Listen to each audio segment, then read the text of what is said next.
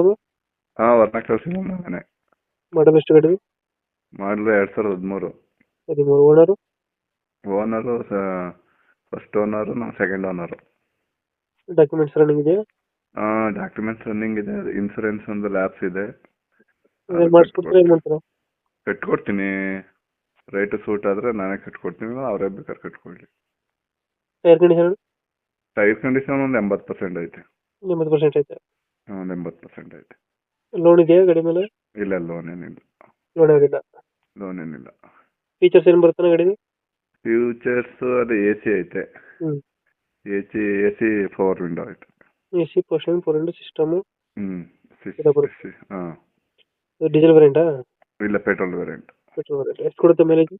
Mileage 18 20 ಬರ್ತದೆ. ನಮಗೆಲ್ಲ ಅಷ್ಟು ಬರ್ತಾ ಐತೆ ಡ್ರೈವಿಂಗ್ ಮೇಲೆ. ಒಟ್ಟಿನಲ್ಲಿ 18 20 ಬರ್ತಾ ಐತೆ. ಇದು ಡೆಂಟು ಕ್ರಚಸ್ ಏನಿಲ್ಲ ಅಲ್ಲ? ಇಲ್ಲ, ಆ ಥರ ಏನಿಲ್ಲ.